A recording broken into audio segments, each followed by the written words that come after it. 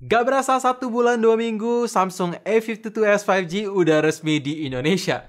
Gila ya, waktu cepet banget berlalu. Dan kebetulan gue udah pakai HP ini selama 1 bulan. Nah, pertanyaannya, di tengah pasar Indonesia yang lagi rame di harga 6 jutaan dengan spesifikasi gahar, apakah HP yang satu ini layak dibeli? Well, mungkin banyak di antara kalian yang ragu. Jadi, semoga dengan adanya video ini bisa memberikan keputusan buat kalian yang masih ragu. So, welcome back to Up to Date IDN Channel. Nama gue Greg dan langsung aja tanpa basa-basi lagi. Ini dia review 1 bulan bersama Samsung A52s 5G. Let's check it out.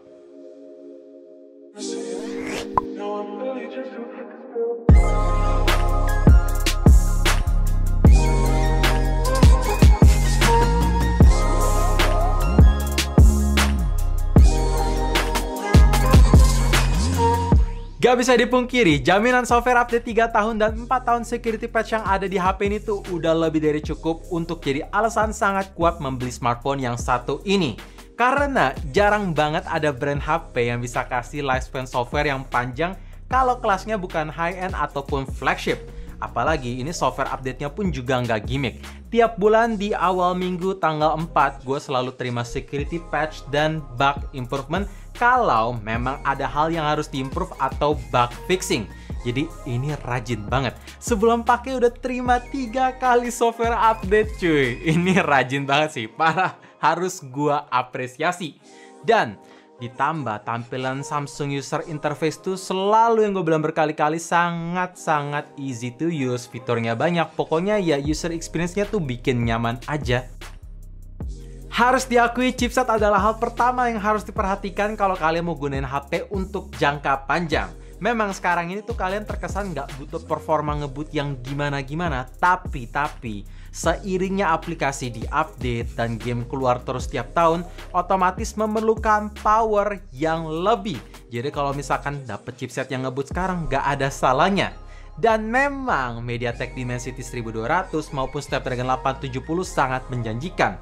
Tapi, performa Snapdragon 778G yang ada di HP ini tuh udah lebih dari cukup. Ya, apalagi Samsung pun bisa menginclude fitur pertama yang hadir di HP ini, yaitu RAM Plus. Di mana kapasitas ROM itu bisa dijadikan sebagai RAM virtual tambahan sebesar 4 GB. Jadi kalau mau ditotalin, HP ini punya RAM sebesar 12 GB. Jadi secara kombinasi sendiri udah lebih dari cukup. Dipakai main game berat kayak Genshin Impact masih ngangkat, suhu aman, frame drop pokoknya jarang berasa. Dan kalau mau dipakai editing di KineMaster juga bisa berjalan dengan baik. Jadi intinya, memang walaupun dapat software update sampai 3 tahun, tapi dalam segi performa gue yakin juga masih bisa dipakai sampai 3 tahun mendatang. Kalau nggak, Samsung nggak akan berani ngasih jaminan 3 tahun lah ya. Oke, untuk isu layar analog nyangkut ketika main Mobile Legends udah semakin berkurang. Memang sih masih ada sesekali, tapi jarang banget.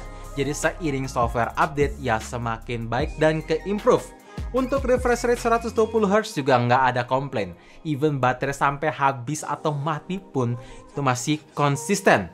Dan brightness 800 nitsnya ini so far gue tidak ada komplain karena kebetulan sekarang ini lagi musim hujan, jadi jarang banget gue pakai di kondisi outdoor sih. Jadi ya aman-aman aja, layarnya bagus, tidak ada kendala. Dan fingerprint under display-nya pun masih punya performa ngebut. Bahkan ini adalah fingerprint under display terngebut di seri A yang pernah gue coba. Ya, ini improvement yang luar biasa dari Samsung kemarin ini. Dan satu hal yang harus gua kasih tahu ke kalian atau sedikit saran, memang kaca atau lapisan layar di HP ini sudah ada Corning Gorilla Glass 5 dan bahkan dipasangin free screen protector bawaan. Tapi saran gua, modalin dikit beli tempered glass dan diganti screen protector bawaan biar makin aman aja, baretan berkurang, dan kalau misalkan atas jatuh, pecahnya nggak langsung ke layar tapi di tempered glassnya dulu. Karena seperti yang kita tahu, ganti layar AMOLED tuh mahal cuy. Kan sayang, nggak mau modal 100.000 tapi nantinya harus ganti berjuta-juta. Mending modal 100.000 biar aman, nggak usah keluarin duit berjuta-juta kan. Selama 1 bulan menggunakan HP ini nggak pernah gue pakein case, atau lebih tepatnya gue nggak pernah beli case khusus untuk HP yang satu ini. Cuma karena gue pakainya hati-hati, jadi nggak ada dent ataupun nggak ada goresan apapun. Atau mungkin nggak kelihatan aja kali ya. Nggak ada yang bercanda. Saran gue, make sure beliin case yang emang tebal, karena bahan material polikarbonat itu gampang atau rentan banget baret atau kena goresan, kena silet, kena gunting, itu cepet banget sih. Jadi pasangin case biar lebih aman. Dan ada 2 hal yang gue kurang suka di bagian body. Pertama, bump kamera. Emang sih ini nggak tebal-tebal amat, cuma karena pemakaian 1 bulan terakhir nggak dipakai casing, jadi ketika ditaruh di permukaan rata bakalan goyang-goyang ketika mau ambil HP-nya. Kedua, tombol volume up, volume down, dan tombol power tuh rasanya kurang membawa, walaupun memang bunyinya tactile nih, seperti ini. Ya, sisanya udah bagus. Desain mengotak rounded, warna simple, dan fitur IP67 yang bakalan kepake di tengah kondisi hujan lebat kayak gini. Wah, udah mantep banget sih. HP ini punya kapasitas baterai sebesar 4500 mAh yang awet. Ya, ketika gue pakai dengan pemakaian yang intens kayak nonton YouTube, scrolling Instagram, main Mobile Legends untuk push rank, dan ngarahin jalan menggunakan Google Maps, semuanya dikoneksi seluler data. Refresh rate lock di 120Hz, brightness di setengah, masih dapat screen on time 7 jam 57 menit. Sedangkan ketika gue pakai pemakaian yang lebih intens kayak 80% dipakai Mobile Legends untuk push rank dan 20% menggunakan YouTube, itu masih dapat screen on time 5 jam 53 menit dalam sekali ngecharge. Jadi intinya udah awet. Dan sekarang ngomongin soal charging, HP ini memang support di 25 watt super fast charging, tapi sayang banget brick charger yang include cuma 15 watt aja. Jadi kalian kalau mau charge lebih ngebut ya harus modal 299.000 alias beli brick charger 25 watt dari Samsung yang tersedia di official store mereka. Tapi kebetulan karena gue punya brick charger 25 wattnya, jadi gue coba ngecharge dari angka 5-100% dalam keadaan airplane mode dan dibiarin ngecharge pada semestinya makan waktu 1 jam 14 menit.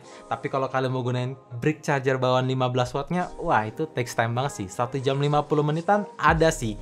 Semoga gue berharap kedepannya Samsung bisa ngasih brick charger ngebut di mid-range atau seri A mereka, dan kasih fitur wireless charging beserta reverse wireless charging biar HP ini tuh berasa apa ya, semi flagship aja gitu loh. Pas kemarin ini kita review 1 minggu Samsung A52s 5G, ya gue nggak ngetesin untuk kualitas speaker. Jadi buat kalian yang penasaran gimana sound quality HP yang satu ini, well, pertama-tama untuk sistem speaker tentu sudah menggunakan stereo speaker. Jadi ada 2 speaker yang posisinya itu satu ada di bagian earpiece yang menghadap ke depan dan satu lagi ada di bagian bawah kanan yang menghadap ke bawah. Overall untuk tingkat volume memang suara yang dihasilkan di bagian earpiece itu lebih kecil ketimbang di bagian bawah. Tapi overall masih oke. Dan dalam segi kualitas suara, wah ini bassnya berasa banget.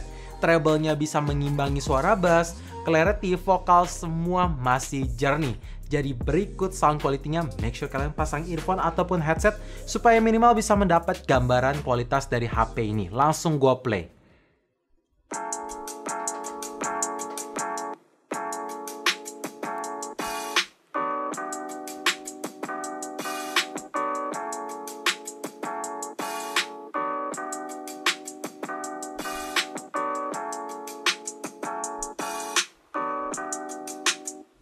Ya, kayak gitu. By the way, HP ini juga tersedia fitur Dolby Atmos yang bisa berjalan di stereo speakernya maupun ketika kalian colokin earphone ataupun headset, ya bisa diaktifin juga. Oh ya, by the way juga, port jack 3.5 masih ada di HP ini. Gue berharap semoga di next jangan sampai dihilangin karena ini sesuatu yang essential gitu.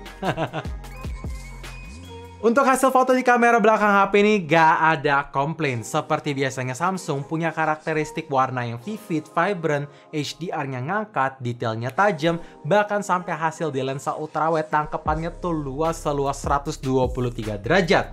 Dan dalam keadaan low light, hasil foto yang ditangkap tuh bagus karena bukaan cahayanya kecil di f1.8, jadi cahaya yang ditangkap bisa lebih banyak, detailnya tajam, warna natural, kecuali dalam segi night mode mungkin Samsung bisa mengimprove biar warna saturation, exposure-nya itu di-adjust supaya nggak terlalu harsh aja. Sekarang ini terlihat jadi super terang dan super kurang natural aja sih, tapi sisanya bagus. Dan dalam segi perekaman video, OIS-nya juga stabil, mau record di resolusi tertinggi 4K 30fps stabil, sampai ke 1080p 30fps juga bagus banget. Walaupun memang ada pembeda sedikit di 4K 30fps, berasa ada sedikit gerakan yang natural karena nggak gitu stabil. IIS-nya nggak terlalu ngetreng. Ya saran gua kalau kalian mau lebih stabil, 30fps 1080p udah lebih dari cukup. Dan sampai perekaman video kamera depan juga stabilnya sama. So guys, intinya selama 1 bulan menggunakan HP ini, kesan dari gue tuh sangat menyenangkan. Tapi ada tapinya nih, memang harganya tuh nggak murah, di 6,5 juta. Apalagi seperti yang gue bilang di awal video, pasar Indonesia di harga 6 jutaan tuh lagi rame. Karena bisa memberikan spesifikasi yang lebih gahar dari HP ini, dari brand lain maupun dari brand sendiri. Jadi kalau tujuan kalian untuk nyari performa ngebut, saran gue ya kalau mau Samsung ambil S20 FE aja karena udah menggunakan Snapdragon 860. Tapi kalau misalkan kalian nyari smartphone yang all-rounder, kamera bagus, video stabil, performanya juga ngebut, jangka lama, 5G, fingerprint under display, pokoknya yang kekinian all-rounder di harga 6,5 jutaan, HP ini ya worth it aja. Jadi cocokin sesuai kebutuhan biar HP makin berasa worth it.